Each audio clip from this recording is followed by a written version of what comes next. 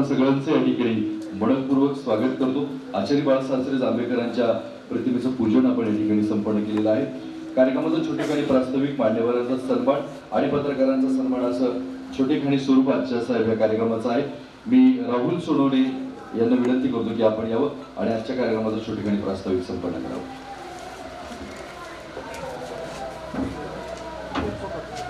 निफाड या संस्थेमार्फत विविध कार्यक्रम दरवर्षी या ठिकाणी राबवले जातात। त्यामध्ये अंध अपंगांसाठी काम असेल, ऊसतोड कामगारांसाठी काम असेल, निराधार महिलांसाठी काम असेल किंवा शहीद कुटुंबातील लोकांचा सन्मान असेल, तळागाळातील सर्व क्षेत्रावर नजर ठेवून माणुसकी फाउंडेशन या ठिकाणी कार्यरत असते। पत्रकार दिनाचे औचित्य साधून या ठिकाणी तळागाळातील घटक म्हणायचं तर पत्रकारांचा सन्मान या ठिकाणी आपण आयोजित करत आहोत। आपले पत्रकार एसीत बसून पत्रकारिता करत नसून आपले पत्रकार शेताच्या बांधावर जाऊन पत्रकारिता करतात, रस्त्यांच्या खड्ड्यांवर जाऊन पत्रकारिता करतात, समाजात जाऊन पत्रकारिता करतात। तर त्यांचा सन्मान होणे या ठिकाणी गरजेचे आहे। त्यांचा सन्मान व्हावा या निमित्ताने या ठिकाणी हा पत्रकार सोहळा आयोजित केलेला आहे। या ठिकाणी छोटाखानी प्रास्ताविक मी या ठिकाणी थांबवतो आणि पुढील कार्यक्रम सरांना विनंती करतो। सन्माननीय वसंतरावजी पवार यांना सर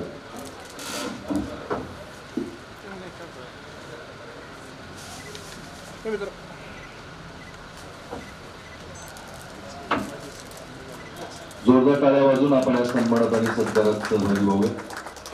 मनपूर्वक धन्यवाद। कार्यक्रमाचे अध्यक्ष मी संजय साठी यांना विनंती करतो की आपण या मंचावरून हा सन्मान करायचा आहे। शिवजी दादांना विनंती आहे आपला सन्मान आपण स्वीकारावा। संजयजी साठी भाऊसाहेबजी भवर यांचा सन्मान होईल। उमेश पारिक यांना विनंती आहे हा सन्मान आपण करायचा आहे। भाऊसाहेबजी भवर यांचा सन्मान होईल। उमेश पारिक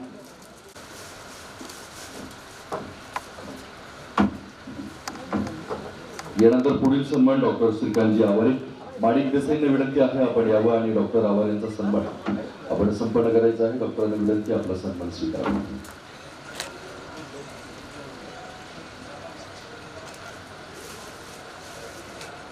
डॉक्टर श्रीकांत आवारे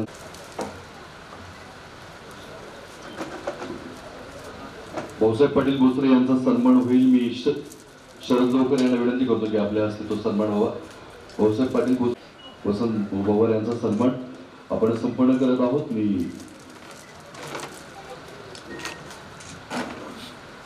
रवींद्र आहेर यांना विनंती करतो की हा सन्मान आपण करायचा। आनंदराव जाधव यांना विनंती आहे एक सन्मान आपण संपन्न करायचा आहे। पगारे सरांना विनंती आहे आपला सन्मान आपण स्वीकारावा।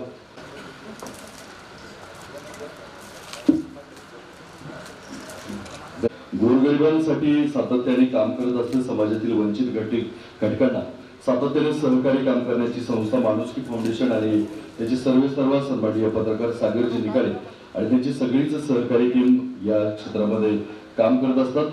कदाचित देवत्वाची व्याख्या साहेब आपली कदाचित वेगळी असू शकेल, परंतु प्रफुल्ल कुमार भुजाडेंची एक सुंदर कविता आहे की प्राशला विषाचा प्याला मी त्याला ईश्वर म्हटले, जो सूर्य सकाळी आला मी त्याला ईश्वर म्हटले।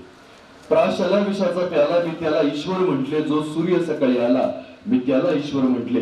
गंगेत मारली नाही ज्याने कधीच डुबकी, पण जो घामामध्ये नाला मी त्याला ईश्वर म्हटले। आपल्याच घरदाराची लावून ललाटी रक्षा, जो फासावरती चढला मी त्याला ईश्वर म्हटले।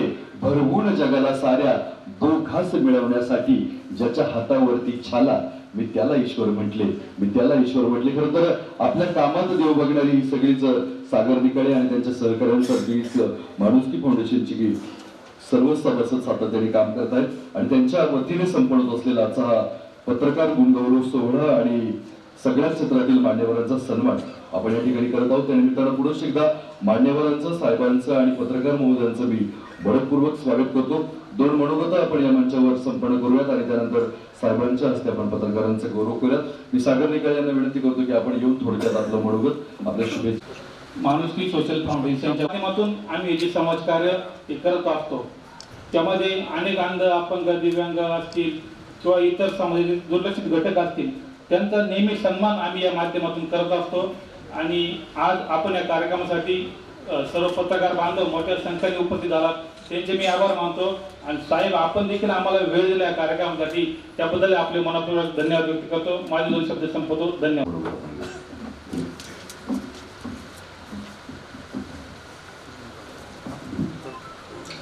आज आपण या ठिकाणी माणुसकी फाउंडेशन निफाड चे आपल्या सर्व सन्माननीय पत्रकारांचा या ठिकाणी सन्मान होणार आहे. ते या महाराष्ट्र राज्याचे माजी उपमुख्यमंत्री, येवला विधानसभा सभेचे आमदार आणि या महाराष्ट्राचं खंबीर नेतृत्व, आपल्या सर्वांचं श्रद्धास्थान आदरणीय भुजबळ साहेब, ज्या या फाउंडेशनचे अध्यक्ष, ज्यांनी हा कार्यक्रम आयोजित केला आहे ते पत्रकार सागरजी निकाळे, नाशिक जिल्हा परिषदेचे माजी सदस्य आमचे मित्र भाऊसाहेब पाटील पवार, त्याचप्रमाणे निफाड पंचायत समितीचे माजी सदस्य आमचे मित्र भाऊसाहेब पाटील बोत्रे, डॉक्टर आवारे, पगारे, आमचे पत्रकार मित्र, पत्रकार संघाचे अध्यक्ष माननीय माणिकराव देसाई, वसंतराव पवार.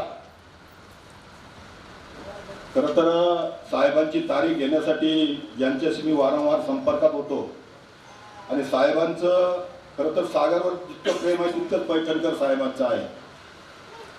ते पैठणकर साहेब या ठिकाणी उपस्थित आहात आणि आपण सर्वजण खरं तर पत्रकार मित्र आहात, परंतु पत्रकार हितचिंतक सर्वजण सागरवर प्रेम करता. आणि विशेष करून साहेबांचा कार्यक्रम असला, साहेब तुमच्या हस्ते हा 3रा कार्यक्रम आहे दरवर्षीचा की पत्रकारांचा आपण आपल्या हस्ते सन्मान करतो. आणि विशेष असं सांगायचं ठरलं तर सागर तर रुसून बसतो, ते साहेब असतील तेव्हाच कार्यक्रम. साधारणतः ज्या दिवशी बाळशास्त्री जांभेकर यांची जयंती होती त्याच्या 1-2 दिवस अगोदर ना साहेब सागरनी तुम्हाला धन्यवाद दिले. मी आपल्या या ठिकाणी आभार मानतो. माणुसकी फाउंडेशनचं ज्या सागरच्या प्रास्ताविकामधून त्यांनी काम सांगितलंय. खरं तर आपण ज्या समाजामध्ये, ज्या जातीत, ज्या मातीत आपण जन्माला येतो, ज्या समाजात आपण, सगळ्यांना माहिती आहे की तळ हातावर शिव, जसं सैनिकाला देशाची सीमा राखताना त्याची जीवाची बाजी लावून तिथं काम करावं लागतं, त्यावेळेस तुम्हाला सुद्धा इतकंच आपण म्हणतो पत्रकार हा देशाचा 4था आधारस्तंभ आहे. हे खरं आहे, आधारस्तंभ 4था आहे. परंतु सत्य परिस्थिती ज्यावेळेस आपण तुम्हाला ज्यावेळेस मांडायची असते त्यावेळेस कुणाबद्दल तरी सत्य मांडायचं असतं, कुणातरी मन दुखवलं जातं. म्हणजे एका बाजूला एखाद्याचं मन दुखवायचं, त्याची मर्जी संपादन करायची आणि समाजामध्ये हे काम करायचं म्हटल्यावर जी समाज मनाचा आरसा, म्हणजे आरसा कधी खोटं बोलत नाही, जे आहे ते आरसा दाखवतो. आणि ते काम, इतकं अवघड काम तुम्ही सर्व मंडळी ही करीत असतात. आणि मग एवढं चांगलं काम करीत असताना आपल्या कामाची कोणीतरी दखल घेणारा आहे, आपल्या कामाचा आपल्या पाठीवर कोणीतरी शाबासकीची थाप देणारा आहे, याची जाणीव हे आवर्जून खरं सांगतो मी तुम्हाला. ज्यावेळेस सागरचा ज्यावेळेस हट्ट असतो की साहेबच कार्यक्रमाला पाहिजे, पत्रकारांचं ज्यावेळेस सांगितलं, मी पैठणकर साहेबांशी बोललो आणि पैठणकर साहेबांना विचारलं, मी एकदा समक्ष मागच्या वेळेस साहेब तुम्हाला निमंत्रण द्यायला आलो होतो, पत्रकारांवर साहेबांचा इतका जीव आहे, पत्रकारांचा मी एखादा कार्यक्रम घ्यायला गेलो असेल ना, कदाचित ती तारीख साहेबांची मिळाली नसेल, पण पत्रकारांचा कार्यक्रम आहे म्हटल्यावर साहेबांनी एकदाही नाकारलं नाही. याचं कारणही असंच आहे की साहेबांना आपल्याबद्दल जाणीव आहे, आपल्याला प्रेम आहे. आणि दुसरं असं की सागर निफाडला राहतो, परंतु गाव त्याचं वनसगाव आहे. आणि ज्या साहेबांना म्हणजे मला याचाही अभिमान वाटतो की नेतृत्व कसं असावं, लोकप्रतिनिधी कसा असावा की तो त्याच्या मतदारसंघातल्या माणसाला इतका जीव लावणारा असावा, तो छोटा मोठा ओळख, ही गोष्ट अजून दूरची आहे. मागे इथं भाऊसाहेब पाटील आपण कोरोनामध्ये इथं तासकरचं दुकान उद्घाटन आपण साहेब करायला ते, म्हणजे मी कैक महिने गावात आलेलो नव्हतो, पण साहेबांनी त्या काळात सुद्धा वैयक्तिक एका कापड दुकानाचं उद्घाटन करायला साहेब निफाडमध्ये आले, ते कोरोनाच्या काळामध्ये.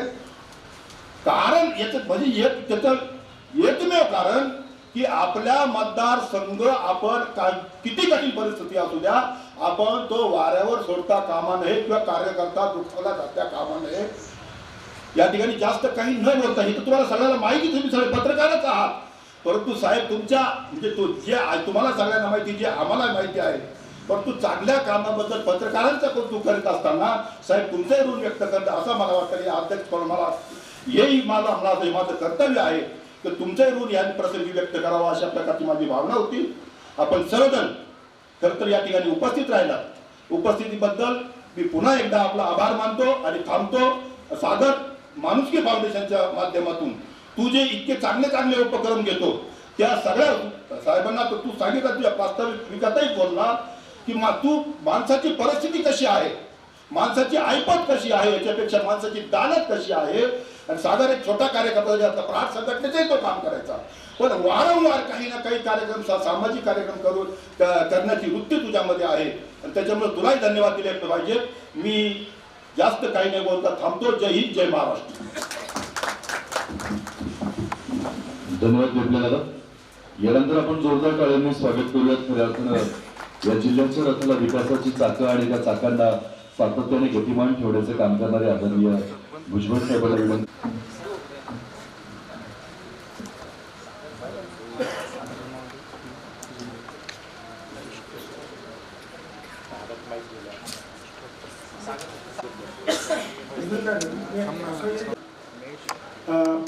पत्रकार गुणगौरव सोहळा आज ते साजरा होतो आहे आणि त्यासाठी आपले ज्येष्ठ नेते शिवाजीराव नेटले, भाऊसाहेब भवर, वसंतराव पवार, डॉक्टर श्रीकांत हवारे, भाऊसाहेब भोसले, अण्णासाहेब पाटील बोरगुडे, आनंदराव जाधव आणि कार्यक्रमाचे आयोजक सागर निकाळे, उपस्थित सर्व पत्रकार बांधव भगिनी, खरं म्हणजे या माणुसकी या फाउंडेशनचं कार्य जे आहे ते खरोखरच वाखाणण्यासारखं आहे. दरवर्षी हा कार्यक्रम ते करतात. 1-2 वेळा मी सुद्धा या कार्यक्रमाला हजेरी लावलेली आहे. पण एवढ्यावरच ते थांबत नाही. त्यांच्या संस्थेचं नाव माणुसकी आहे आणि म्हणूनच ज्या वेळेला थंडीच्या दिवस असतील तर रेल्वे स्टेशनवर झोपणारी माणसं असतील, रस्त्यावर झोपणारी माणसं असतील, कदाचित भीक मागणारे गरीब असतील, त्या सगळ्यांना ब्लँकेट वाटप करणं, ऊसतोड कामगारांना ब्लँकेट वाटप करणं, अंध अपंगासाठी काम करणं, निराधार आमच्या ज्या भगिनी आहेत त्यांच्यासाठी साडी चोळी वाटप करणं, सफाई कामगार महिलांचा विशेष सन्मान करणं, जन्माला आलेल्या मुलींना मोफत कपडे, आईला साडी वाटप, तृतीय पंथीचा सुद्धा साडी चोळी देऊन सन्मान, शहीद कुटुंबातील लोकांचा सन्मान, दसरा, दिवाळी, अनाथ आश्रमात फराळ वाटप साजरा, असे अनेक कार्यक्रम त्या माणुसकी फाउंडेशनच्या वतीनं राबवले जातात. आणि खऱ्या अर्थानं माणुसकी हा त्यांचं जे नाव त्या संस्थेला दिलेलं आहे ते सार्थ करण्याचा प्रयत्न त्यांचा वर्षभर असतो. पुणे माणुसकी फाउंडेशनमध्ये काम करणारे जेवढे लोक आहेत सगळ्यांचंच जे आहे मी मनापासून त्यांचा पहिल्यांदा गौरव करतो. आणि मला आनंद आहे की पत्रकार गणगौरव समारंभासाठी त्यांनी मला खास बोलवलं. खरं तर 6 जानेवारीला आचार्य बाळशास्त्री जांभेकर यांची जयंती आणि तो खरा पत्रकार दिन म्हणून जो आहे महाराष्ट्रामध्ये साजरा होतो. पण त्यांनी काय केलं तर माझ्यासाठी थांबले. कदाचित मी त्याला दुसऱ्या काही कामामध्ये असेल आणि त्याने ठरवलं की भुजबळच पाहिजे. मी त्यांचे मनापासून आभार मानतो. पण एक लक्षात घ्या, आज सुद्धा तो कार्यक्रम तुम्ही करता हा सुद्धा काही चुकीचा कार्यक्रम नाही. आज बाळासाहेब ठाकरे यांची जयंती आणि ते सुद्धा जे आहे त्या पत्रकारितेच्या इतिहासामध्ये एक थोर पत्रकार म्हणूनच गणले जातात. आणि त्याचबरोबर नेताजी सुभाषचंद्र बोस यांची सुद्धा जयंती आहे. मी या दोघांना या त्यांच्या जयंती निमित्तानं जे आहे आदरांजली अर्पण करतो. शहाजीराजे भोसले यांची पुण्यतिथी आहे. ही सगळी मोठी माणसं. नेताजी सुभाषचंद्र बोस यांनी सांगितलं, तुम मुझे खून दो मैं तुम्हें आजादी दूंगा. आझादीची लढाई ही खरी गोष्ट आहे. फार पूर्वीपासून सुरू आहे. महात्मा गांधी त्यांचे प्रमुख आपण मानतो, त्यांचे कॅप्टन सगळ्यांचे ते महात्मा, प्रश्नच नाही. पण इतरांनी सुद्धा त्याच्यामध्ये फार मोठे कष्ट आहुती सुद्धा दिलेली आहे. सुभाषचंद्र बोस हे त्यातलं एक नाव आहे. सावरकर ते सुद्धा पत्रकार, त्यांचं सुद्धा खान खूप आहे. बाकी काही असतील त्यांच्या मतांबद्दल तुमच्या मनामध्ये आमच्या मनामध्ये मतभेद असतील, परंतु स्वातंत्र्यासाठी त्यांना त्रास भोगला. मला 9 वर्ष ते अंदमान निकोबार त्यांच्या तुरुंगाला भेट दिलेली आहे. आणि तो कोलू वगैरे जो आहे उडायचा आणि त्या तेलाचे दाणे थोडे कष्ट तिथे असलेले प्रचंड होते. मच्छर, चावणारे सगळे प्राणी, या सगळ्यामध्ये अनेक लोकांना तिथे पाठवलं.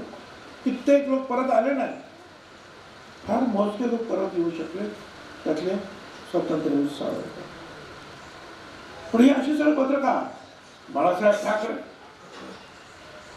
यांनी जे मार्मिक चालवलं, त्याच्यामध्ये अगोदर हे सगळे जे आहे परप्रांतीय कसे मराठी लोकांना त्रास देत आहेत. मुंबई महाराष्ट्र आहे तर मुंबई, पण मुंबईत महाराष्ट्र नाही.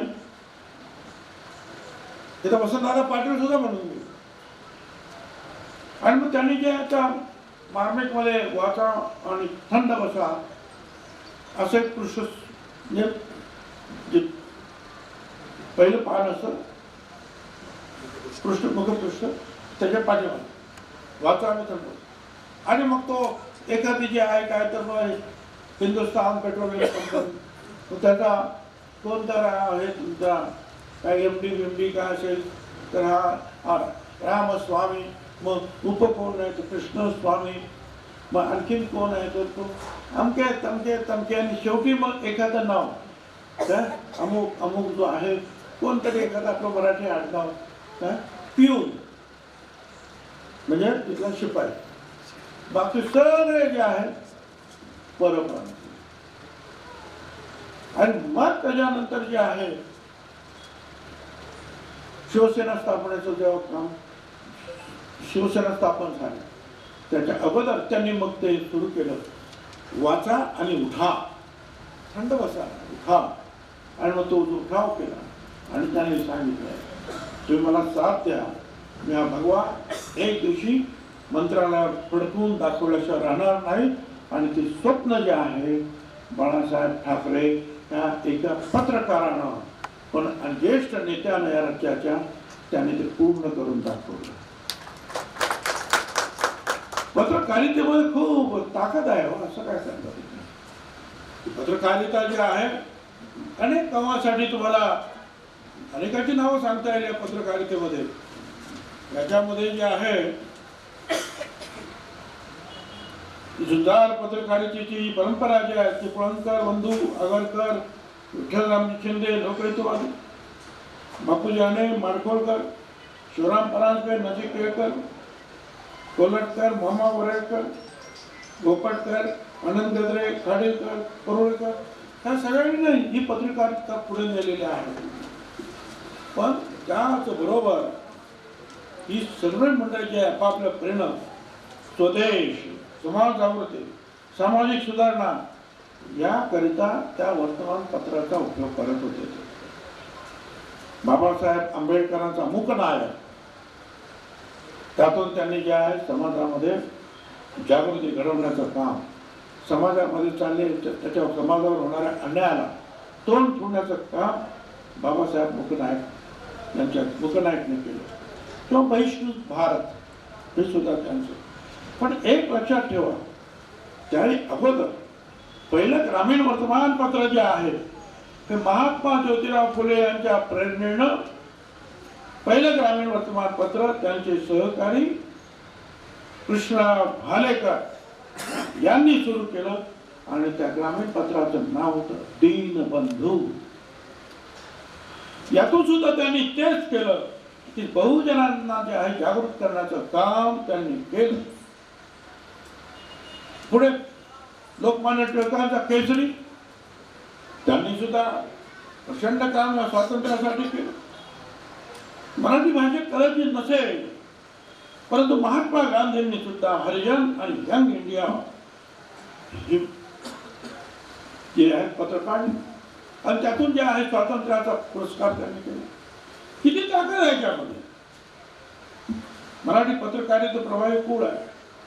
रामभाऊ मंडले कोल्हापूर समाचार, भाऊसाहेब माडगुळकर तरुण भारत, राघव जाधव पुढारी, औरंगाबादचे अनंत भालेराव मराठवाडा, सोलापूरचे रंगावैद्य संचार, बाबूराव जक्कल सोलापूर समाचार, अमरावतीचे बाळासाहेब मराठे हिंदुस्तान, दादासाहेब पोतनीस आपले गावकरी, वाचन कोठारी पुणे, ब्रिजलाल पाटील जळगाव, गोविंदराव तळवकर, माधवराव गडकरी, अशी कितीतरी नावं जी आहेत तुम्हाला घेता येतील आणि त्यांनी खरोखर जे आहे त्या समाजामध्ये जे आहे जागृती घडवली. आणखीन एक नाव जे आहे माझ्या डोळ्यासमोर येते आणि ते म्हणजे मराठा. आचार्य अत्रे यांनी ज्या वेळेला मुंबईसह संपूर्ण महाराष्ट्र झाला पाहिजे ही चळवळ जेव्हा उभी राहिली त्यावेळेला लोकांकडून पैसा गोळा करून मराठा प्रेस सुरू झाली आणि मराठा ते वर्तमानपत्र सुरू झालं आणि त्यातून त्यांनी जे आहे कडक प्रहार जो आहे त्यांनी सखा पाटील जे म्हणाले होते की चंद्र सूर्य असेपर्यंत जे आहे महाराष्ट्राला मुंबई मिळणार नाही. त्यांना सदैव पाटील म्हणायचे.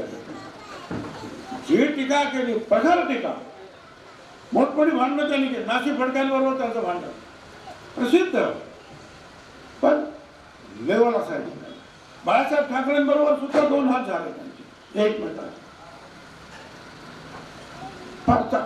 म्हणजे त्यांचा एखादी हेतू असायचा, यांची एखादी आयडिओलॉजी असायची. पण या मराठ्यानं जे आहे मुंबईचा संयुक्त महाराष्ट्र मिळवण्यामध्ये मोलाची कामगिरी केली. त्यावेळेला आचार्य अत्रे, कम्युनिस्ट पक्षाचे सुभाष डांगे, एस.एन. जोशी, प्रबंधकार ठाकरे, लालजी पेंडसे याची अनेक नाव आहेत. हे खरं म्हणजे पंचप्राण आपण म्हणतो संयुक्त महाराष्ट्राचा चळवळ. पण ही संयुक्त महाराष्ट्राची चळवळ म्हणजे स्वातंत्र्याची चळवळ ही सुद्धा पत्रकारांनीच उचलली. त्याच्या अगोदर सामाजिक चळवळ, मग महात्मा फुलांची असेल, त्यांच्या सहकार्याचं दीनबंधू असेल, सामाजिक चळवळ पत्रकारितेने उचलली. मुकनायक, बहिष्कृत भारत, बाबासाहेब आंबेडकर पत्रकारिता म्हणून त्यांनी ते हेच काम केलं. आणि स्वातंत्र्यासाठी सुद्धा मग जे आहे यंग इंडिया, हरिजन हे वर्तमानपत्र, महात्मा गांधी आणि पुढे संयुक्त महाराष्ट्राचे मराठा परत पत्रकारिता आणि त्यानंतर मराठी माणसांना अन्याय होतो म्हणून पत्रकारिता त्या सामनाने मार. म्हणजे पत्रकारितेमध्ये त्याची ताकद आहे. तेव्हा असं समजू नका की तुम्हाला अडचण तर खूप आहे, मला माहिती आहे. सकाळ संध्याकाळ अडचण आहे. तर तुमच्या पत्रकारितेमध्ये आता परत इलेक्ट्रॉनिक्स पत्रकारिता किंवा तुमच्यातले लोक तिकडे पैसे जातात, कोण तिकडे कोण तिकडे, पण ते सगळे पत्रकारिता. कधी काय होईल काय सांगता येत नाही. आणि ही धावपळ असते. आता मला बघा, आता कालच ती जळगावला तो प्रकार घडला, किती धावपळ, पण नक्की काय झालं ते शोधून काढलं. तिथे असलेल्या त्रुटीवर बोट ठेवलं, लोकांना कसली गरज आहे ते सांगणं, आणि ज्यांनी चांगलं काम केलं त्यांची सुद्धा नावं घेऊन त्यांना शाबासकी केली. हे काम पत्रकारितेच्या माध्यमातूनच आमच्यापर्यंत येतं. तुम्हीच आम्हाला सांगता, त्यावेळेला आम्हाला कळतं, नाही तर आम्हाला काय कळणार आहे? काय करणार? ते कोण ऍक्टर कोण, सैफ अली खान, त्यांच्यावर हल्ला आला, त्याचा सुद्धा मागोवा तुम्हीच घेतला. त्याच्यामध्ये आणखीन 2 ठिकाणी जे आहेत, मला असं वाटतं एक देशमुख आणि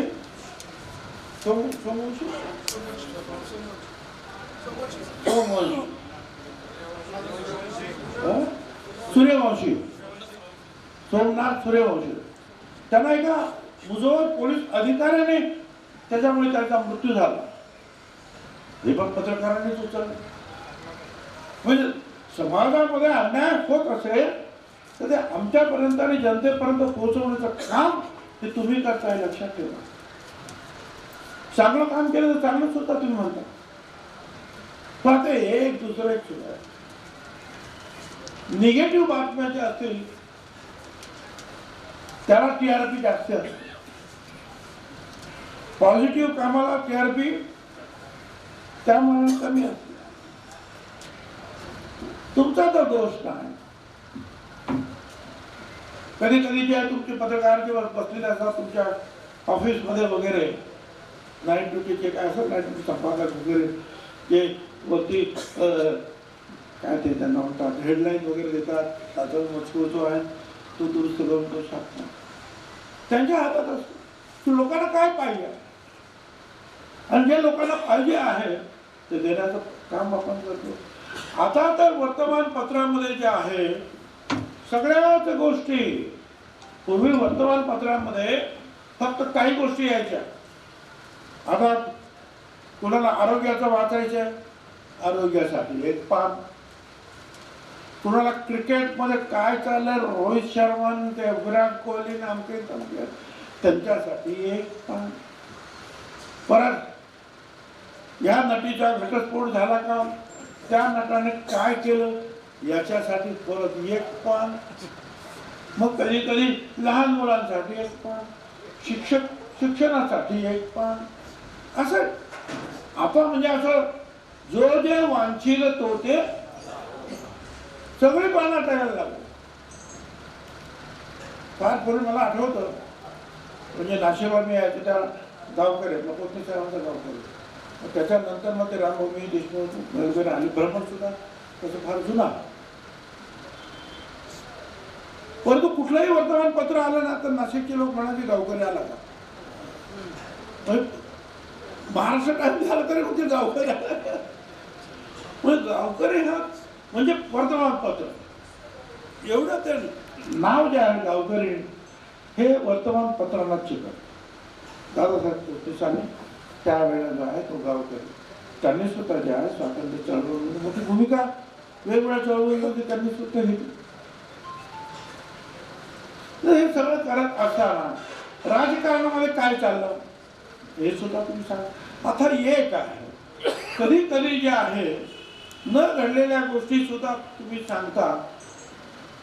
मग आम्ही त्याला कधी सजेस्टिव्ह न्यूज आहे की आम्ही हे असं करावं म्हणून ते तुम्ही अगोदर सांगा. ते होत असतं की नाही असं माहित नाही, पण राजकारण्यांना कधी कधी तुम्हीच मार्गदर्शन करता की असं असं सजेस्टिव्ह, म्हणजे त्याला एक सजेशन किंवा हे होऊ शकतं हे तुम्ही करा हे सांगणारे सुद्धा पत्रकार आहे. तर ही पत्रकारिता जी आहे अतिशय एक मोठं शस्त्र आहे, परंतु हे शस्त्र दुधारी आहे हे सुद्धा लक्षात ठेवा. हे दुधारी शस्त्र आहे. हे चांगल्या कामासाठी तुम्ही वापरलं तर समाजामध्ये चांगुलपणा निर्माण होईल, आणि वाईट कामासाठी जर वापरलं तर काय होणार ते आपण पाहतो. परंतु जे कोणी दुष्ट असतील, वाईट मार्गाने जाणार आहेत. त्यांच्यावर ज्या वेळेला तुम्ही ठपका ठेवता लिहिता ताबडतोब तुम्हाला फोन येतात, हे काय काय झापलं माझ्याबद्दल, राहायचं का नाही, नाही बघतो तुला उद्या. दमबाजी पण होते. आपल्याकडे होते की मला माहिती नाही, कारण माझ्याकडून तरी कोणाला होत नाही दमबाजी. कोण करतं की मला माहित नाही. पण अनेक ठिकाणी दमबाजी सुद्धा होते, किंवा पत्रकारांना मारहाण सुद्धा होते. कित्येक वेळा त्यांना आपला जीव धोक्यात घालावा लागला. अनेक वेळा मोठमोठी महायुद्ध चालतात, कारगिल सारखं युद्ध चालतं, त्याला बरखा दत्त वगैरे असे अनेक जे पत्रकार आहेत, हे सगळं जे जीव तळ हातावर घेऊन जे आहेत बातम्या तिकडच्या काढतात आणि तुम्हाला पाठवतात. मला एक प्रसंग आणखीन आठवतो. ज्या वेळेला मुंबईवर हल्ला झाला कसाबचा आणि ते आतंकवादी घुसले, त्यावेळेला मी बाहेर निघालो आणि ताजमहाल हॉटेलकडे मी गेलो आणि तिकडे मी पाहिलं बाहेरून पोलीस छोटे छोटे बॉम्ब त्यांच्यावर टाकत होते. आतून ते पोलिसांना आणि लोकांवर बॉम्ब टाकले. पण त्यावेळेला म्हणजे मी हे उदाहरण मी काय देतो आहे, त्यावेळेला मी उभा होतो, माझ्या समोर जे आहेत असे 50 मुली, मुलं किंवा पुरुष पत्रकार, टी व्हीवाले, लेखक, तुमचे प्रिंटिंग, हे असे झोपलेले आणि काय चाललंय त्याचं जे आहे त्यावर तो वर्णन जे आहे कळवत होते. आणि तुम्हाला काय सांगू, 5 फुटावर 7 फुटावर ते बॉम्ब पडायचे आणि एक बॉम्ब पडला आणि त्याला लोकांचा उडाला, 2-3 लोक पत्रकार हे असे रक्तबंबाळ झाले. मुली सुद्धा मागे नाही असले. त्यामुळे ही न्यूज द्यायचीच आहे काय चाललंय. तर हे धैर्य जे आहे हे कुठून येतं? हे धैर्य जे आहे त्या इतिहासामधील जी पत्रकार आणि पत्रकारिता, त्यातून हे धैर्य जे आहे त्या नवीन पत्रकारांमध्ये सुद्धा किंवा मगाशी सांगितलेलं सगळ्यांमध्ये आलेलं आहे की आपलं सुद्धा काहीतरी काम, त्या देशापुरते आपलं सुद्धा देशावर आपलं प्रेम आहे, त्या समाजावर आपलं प्रेम आहे. आणि म्हणून या समाजावर जर कोणी हल्ला केला, त्या देशावर कोणी हल्ला केला तर इतर लोक, प्रत्येक जणांचं काहीतरी काम असतं. कोण लढायला लढेल, कोणी रायफल हातात घेईल, कोण काय करेल, कोण काय करेल, कोण काय. पण आपल्या हातात लेखणी आहे, आमच्या हातामध्ये इलेक्ट्रॉनिक मीडिया, त्यातून आम्ही लोकांना सगळी माहिती देऊ. आणि मी तिथून निघालो आणि इकडे आलो, कुठे उभे राहिलो. तिथे सुद्धा आतमध्ये धुमाकूळ चालला होता. हे तिकडे वेगळे पत्रकार होते. ते म्हणलं भुजबळ साहेब तुम्ही काहीतरी, बाकी कोण नव्हतं, कारण विलासराव जे आहेत त्यावेळेला केरळमध्ये होते, ते मुख्यमंत्री होते, ते केरळमध्ये होते. तर मला म्हणा की तुम्ही बोला. मी त्यावेळेला आपलं काय जे PWD मंत्रीच होते, पण दुसरा कोण नाही, प्रेसवाल्यांनी सांगितलं तुम्ही बोला. म्हणलं काय बोला, पुढं काय चाललं बघा. त्यांनी जे खोका आणलं, एवढं खोकं खायचं, ते टोमॅटोचं खोकं असेल तर त्या लाकडी खोके असं, आणि त्याच्या मला उभं केलं. मग तुम्ही बोला. आणि मग त्यांनी सगळे कॅमेरे माझ्यावर लावले, कारण दुसरं कोणी सांगणारच नव्हतं. हे सांगणं गरजेचं होतं की होय हल्ला झाला हे खरं आहे, लोक ठार झाले हे खरं आहे, पण सरकार आणि पोलीस मजबूतीनं जनतेच्या पाठीमागे उभं आहे हे लोकांना धीर देणं गरजेचं होतं. आणि मी ते काम इतरांच्या बरोबर तुमच्या पत्रकारांच्या मदतीनं मी केलं. आणि मी त्यावेळेला सांगितलं तर हल्ला झालेला आहे, परकी हल्ला आहे, आपले लोक त्यांच्या विरुद्ध आमचे पोलीस लढतात, त्यांनी त्यांना कंट्रोल केलेला आहे. उद्या कोणी या भागामध्ये येऊ नये. उद्या शाळा कॉलेज सगळ्या बंद राहतील. कोणी अफवा उडवू नये आणि धीरानं जे आहे सगळे आपण काम करायला पाहिजे. सरकार मजबूतीनं याचा मुकाबला करते. हा सुद्धा मेसेज हा पत्रकारांनी लोकांपुढे नेला. त्यावेळेला लोकांमधलं जे आहे थोडं तर एक अवसाम जे गळालेलं होतं ते आलं की नाही, कोणीतरी लढत आहे, सरकार ठामपणे जाय या लढाईमध्ये पाठीमागे उभा आहे. पण हे काम कोणी केलं? मध्यस्थ कोण? पत्रकार. म्हणजे पत्रकार ही किती मोठी शक्ती आहे.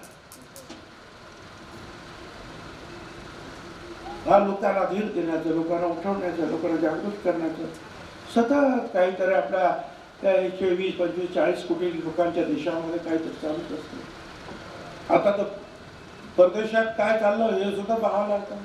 ट्रम्प काय बोलले, आता कोणाला ते काय 18,000 लोकांना आमच्या भारतीय लोकांना काय परत पाठवणार आहे, ज्यांच्याकडे काय बरोबर व्हिसा नाही, करेक्ट वगैरे काय कागदपत्र, आणखीन काय ते करणार आहेत, आणखीन काय सँक्शन लावणार आहेत, सगळं काही जे आहे शेवटी कोण करतो? पत्रकार. पत्रकार ही एक शक्ती. म्हणूनच आपण लोकशाहीचा चौथा खांब हे त्या पत्रकारांना पत्रकार केला. मीडिया हा लोकशाहीचा चौथा खांब का आहे? तर चांगल्याला चांगलं म्हणणं, वाईट असेल त्याच्यावर बोट ठेवणं आणि योग्य मार्गाने लोकशाही मजबूतीनं कसं पुढे जाईल हे पाहणं हे तुम्ही करत असता.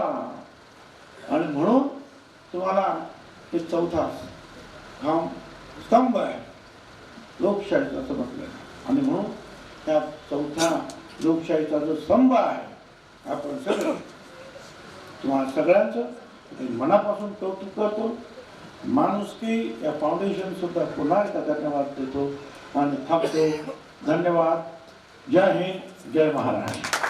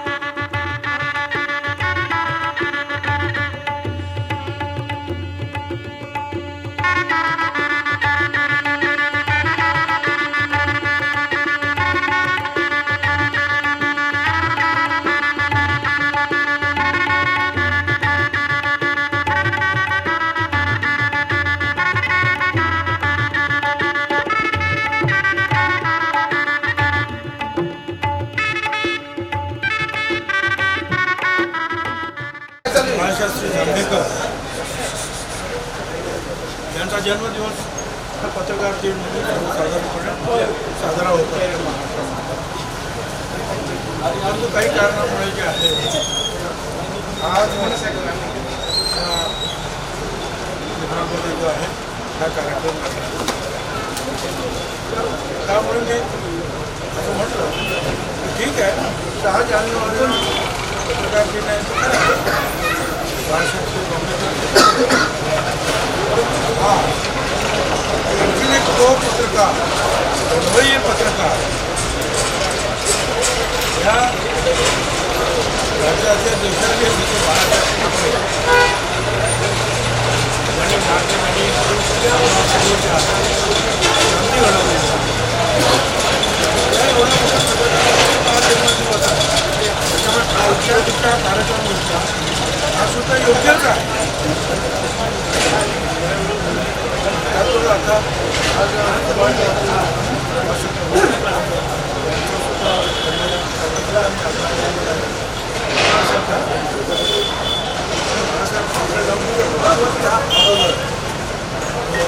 बाबासाहेब आंबेडकरांचा मुकट आहे आणि इतर जे वर्तमानपत्र इंडियाचा किंवा हजारात्र्यांचा मराठा वर्तमानपत्र संयुक्त महाराष्ट्राच्या चळवळीमध्ये किंवा त्या अगोदर पहिलं ग्रामीण वर्तमानपत्र अलीकडे सुरू केलेले शिष्य. पण ह्या सगळ्यांनी जे आहे ते पत्रकारिता त्यातून कुठली ना कुठली लढाई होती सामाजिक प्रश्नावरची असेल, देशाच्या स्वातंत्र्याच्या संदर्भात असेल किंवा समाजावर होणाऱ्या अन्यायाच्या संदर्भात असेल, या सगळ्या मंडळी सगळ्यांनी पत्रकारांचा जे आहे पूर्णपणे नक्कीच त्या त्या कारणासाठी हा सुद्धा या भूमिका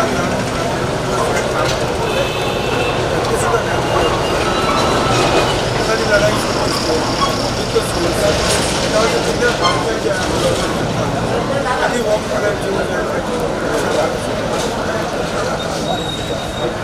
आपल्यापर्यंत कळत नक्की काय म्हणजे चाललं त्यांचा गुणगौरव करण्यासाठी दुर्घटना घडली जागावची होती की रेल्वेला आग लागली, मात्र अशी मोठी आग लागली. चैन कुठेच्या घटनेमुळे लोकांची धावपळ झाली. काहीतरी याच्यात काही वेगळं झालेलं असं वाटतंय का आपल्याला? चौकशी झाली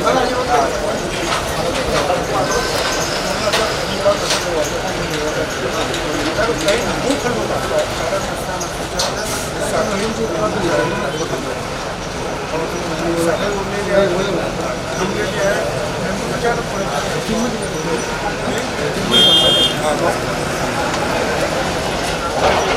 ब्रेक मारून थांबवलं असेल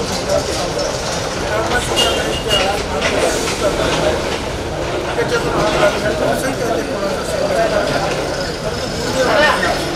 लोकांनी बाजूने एक बाजू सगळे वाढणार आणि दुसरी बाजूच्या नेमकी समोरची गाडी तिथेच त्यावेळेची ओळख किंवा येणारी गाडी जी आणि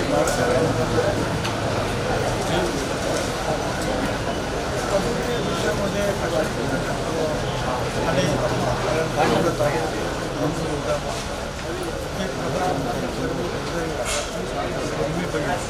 आता सरकार आपण साखळी जर विनाकारण त्यासाठी सुद्धा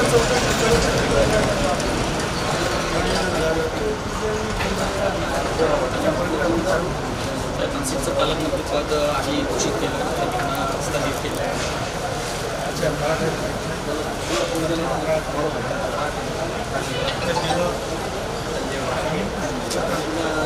स्थगिती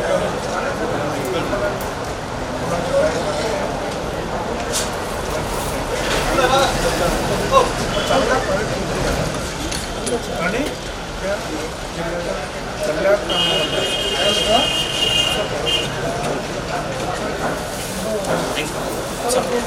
चल